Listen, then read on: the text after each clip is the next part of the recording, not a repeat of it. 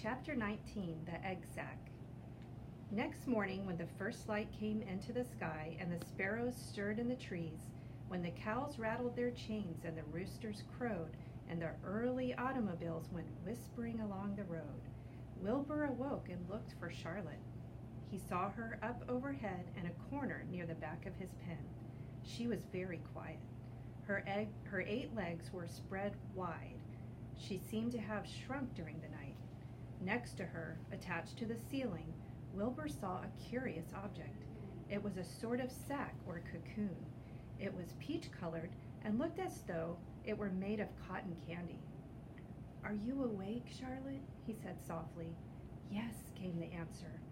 "What is that nifty little thing? Did you make it?"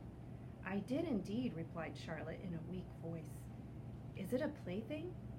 "Plaything? I should say not. It is my egg sack, my magnum opus." "I don't know what a magnum opus is," said Wilbur.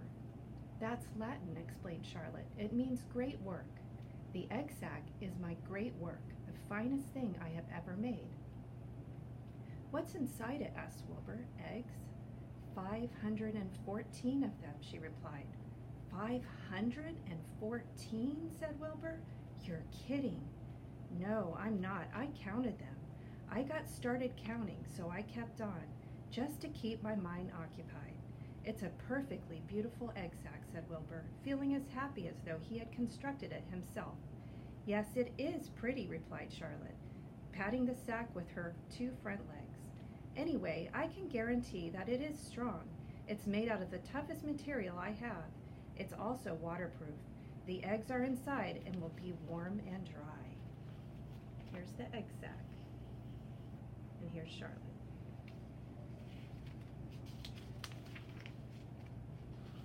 "Charlotte," said Wilbur dreamily, "are you really going to have 514 children?" "If nothing happens, yes," she said.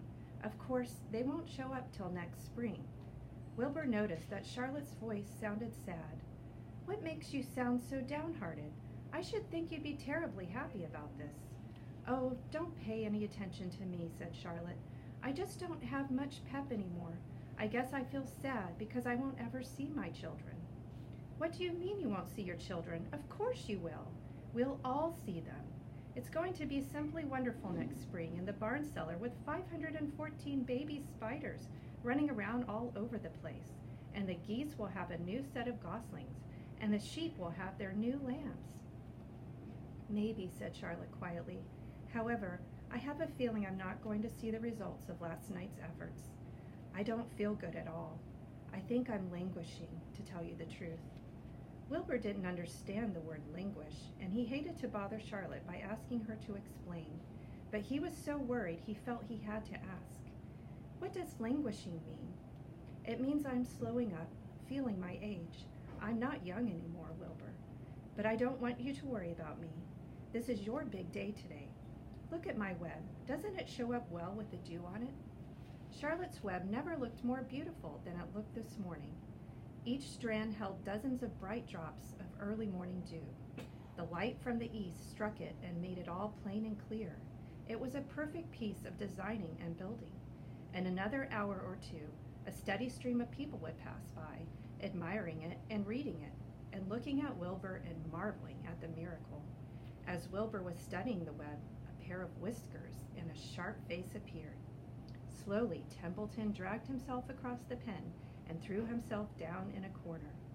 "I'm back," he said in a husky voice. "What a night!" The rat was swollen to twice his normal size. His stomach was as big around as a jelly jar. Here he is.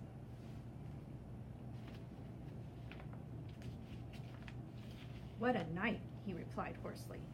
"What feasting and carousing! A real gorge. I must have eaten the remains of 30 lunches. Never have I seen such levings. And everything well ripened and seasoned with the passage of time and the heat of the day. Oh, it was rich, my friends, rich." "You ought to be ashamed of yourself," said Charlotte in disgust. "It would serve you right if you had an acute attack of indigestion." "Don't worry about my stomach," snarled Templeton. "I can handle anything. And by the way, I've got some bad news." As I came past that pig next door, the one that calls himself Uncle, I noticed a blue tag on the front of his pen. That means he has won first prize. I guess you're licked, Wilbur. You might as well relax. Nobody is going to hang any medal on you. Furthermore, I wouldn't be surprised if Zuckerman changes his mind about you. Wait till he gets hankering for some fresh pork and smoked ham and crisp bacon. He'll take the knife to you, my boy. Be still, Templeton, said Charlotte. You're too stuffed and bloated to know what you're saying. Don't pay any attention to him, Wilbur. Wilbur tried to think about what the rat had just said. He decided to change the subject. Templeton, said Wilbur, if you weren't so dopey, you would have noticed that Charlotte has made an egg sac. She is going to become a mother. For your information, there are 514 eggs in that peachy little sack. Is this true? Asked the rat, eyeing the sack suspiciously. Yes, it's true, said Charlotte. Congratulations, murmured Templeton. This has been a night. He closed his eyes, pulled some straw over himself, and dropped off into a deep sleep. Wilbur and Charlotte were glad to be rid of him for a while. At 9 o'clock, Mr. Arable's truck rolled into the fairgrounds and came to a stop at Wilbur's pen. Everyone climbed out. Look, cried Fern. Look at Charlotte's web. Look what it says. The grown-ups and the children joined hands and stood there, studying the new sign. Humble, said Mr. Zuckerman. Now, isn't that just the word for Wilbur? Everyone rejoiced to find that the miracle of the web had been repeated. Wilbur gazed up lovingly into their faces. He looked very humble and very grateful. Fern winked at Charlotte. Lurvy soon got busy. He poured a bucket of warm slops into the trough, and while Wilbur ate his breakfast, Lurvy scratched him gently with a smooth stick. Wait a minute, cried Avery. Look at this. He pointed to the blue tag on Uncle's pen. The pig has won first prize already. The Zuckermans and the Arables stared at the tag. Miss Zuckerman began to cry. Nobody said a word. They just stared at the tag. Then they stared at Uncle. Then they stared at the tag again. Lurvy took out an enormous handkerchief and blew his nose very loud. So loud, in fact, that the noise was heard by stable boys over at the horse barn. Can I have some money? Asked Fern. I want to go out on the midway. You stay right where you are, said her mother. Tears came to Fern's eyes. What's everyone crying about? Asked Mr. Zuckerman. Let's get busy. Edith, bring the buttermilk. Mrs. Zuckerman wiped her eyes with her handkerchief. She went to the truck and came back with a gallon jar of buttermilk. That time, said Mr. Zuckerman cheerfully. He and Mrs. Zuckerman and Avery climbed into Wilbur's pen. Avery slowly poured buttermilk on Wilbur's head and back, and as it trickled down his sides and cheeks, Mr. and Mrs. Zuckerman rubbed it into his hair and skin. Passers-by stopped to watch. Pretty soon a crowd had gathered. Wilbur grew beautifully white and smooth. The morning sun shone through his pink ears. He isn't as big as that pig next door, remarked one bystander, but he's cleaner. That's what I like. So do I, said another man. He's humble, too, said a woman, reading the sign on the web. Everybody who visited the pig pen had a good word to say about Wilbur. Everyone admired the web, and of course nobody noticed Charlotte. Suddenly a voice was heard on the loudspeaker. Attention, please, it said. Will Mr. Homer Zuckerman bring his famous pig to the judge's booth in front of the grandstand? A special award will be made there in 20 minutes. Everyone is invited to attend. Crate your pig, please, Mr. Zuckerman, and report to the judge's booth promptly.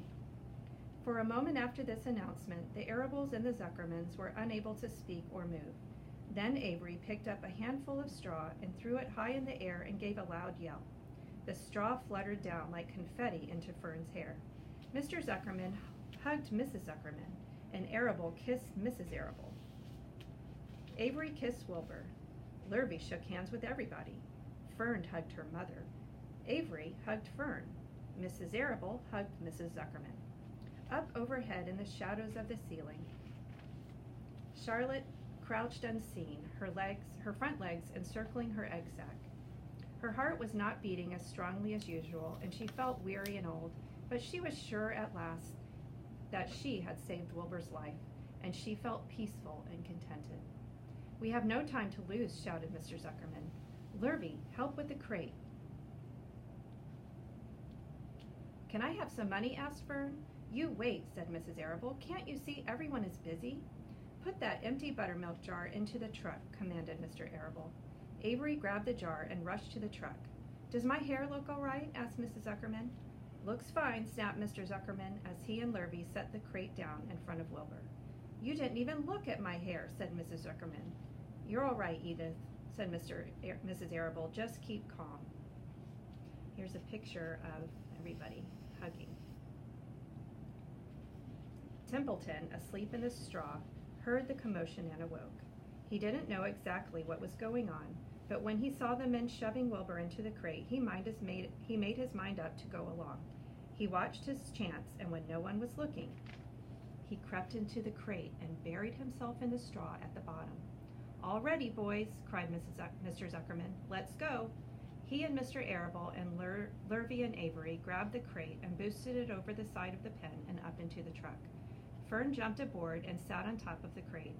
She still had straw in her hair and looked very pretty and excited. Mr. Arable started the motor. Everyone climbed in, and off they drove to the judge's booth in front of the grandstand.